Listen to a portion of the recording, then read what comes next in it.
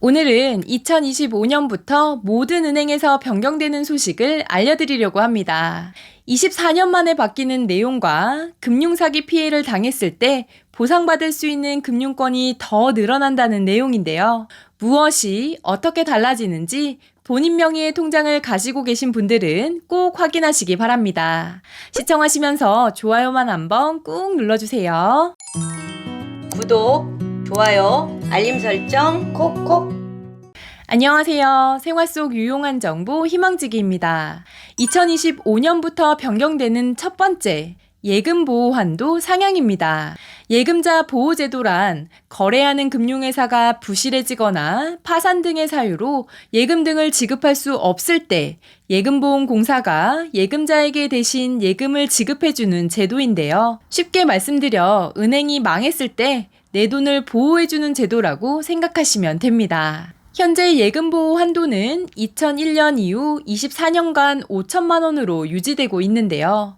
우리나라는 예금자 보호법에 따라 금융기관이 파산하더라도 예금의 원금과 이자를 합해 각 금융사별로 최대 5천만 원까지 보호를 해줍니다. 하지만 그간 경제 규모가 많이 성장했고 다른 나라에 비해 보호되는 금액이 상대적으로 낮기 때문에 예금보호 한도를 상향해야 한다는 지적이 꾸준히 있었습니다. 미국의 경우 3억 5천만 원까지, 영국은 1억 5천2백만 원, 캐나다는 1억 원, 일본은 9천만 원까지 보호해주고 있는데요. 우리나라의 보호한도 5천만 원은 낮다는 생각이 들기도 합니다. 이에 따라 지난 12월 27일 예금보호 한도를 5천만 원에서 1억 원으로 상향하는 예금자보호법 개정안이 국회 본회의를 통과했는데요. 개정안은 부동산 PF, 제2금융권 여건 등 금융시장 상황을 감안하여 1년 이내의 기간 중 시행령으로 정하는 날부터 변경된다고 합니다. 영상 앞부분에서 말씀드렸듯이 예금자 보호 한도는 원금과 이자를 포함해 한 기간당 5천만 원인데요. 그래서 혹시 모를 일에 대비해 각각 다른 은행에 4,700만 원에서 4,800만 원 정도로 나누어서 예치하시는 분들 많으실 것 같습니다.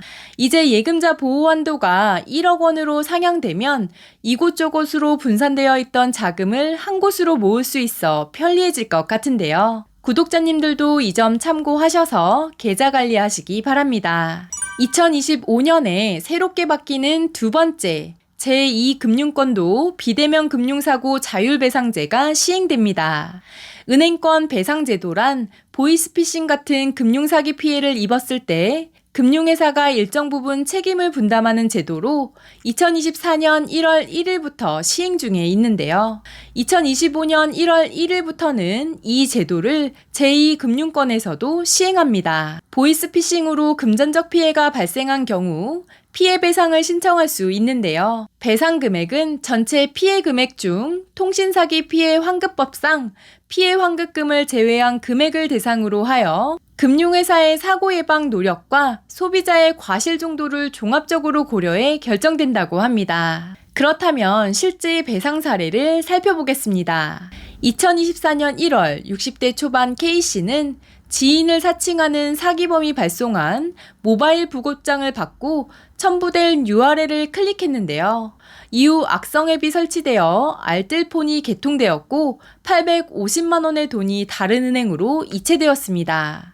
이후 K씨는 A은행에 비대면 금융사고 책임분담 기준에 따른 자율배상을 신청했고 휴대폰에 신분증 사진을 저장했던 K씨의 과실과 은행의 사고 예방 노력 등을 종합적으로 고려해 127만 5천 원을 배상받았습니다. 이렇듯 배상 금액은 경우에 따라 달라질 수 있는데요.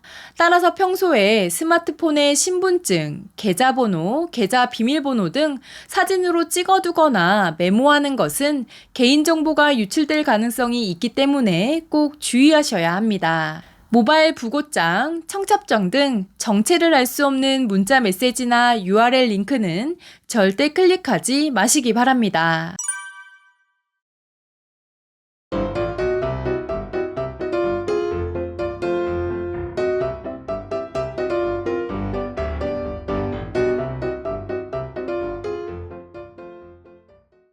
오늘은 24년 만에 예금보호 한도가 1억 원까지 상향된다는 내용과 제2금융권에서도 비대면 금융사고 자율배상제가 시행된다는 소식을 알려드렸습니다. 이번 영상이 조금이라도 도움이 되셨다면 구독, 좋아요, 알림 설정 눌러주세요. 감사합니다.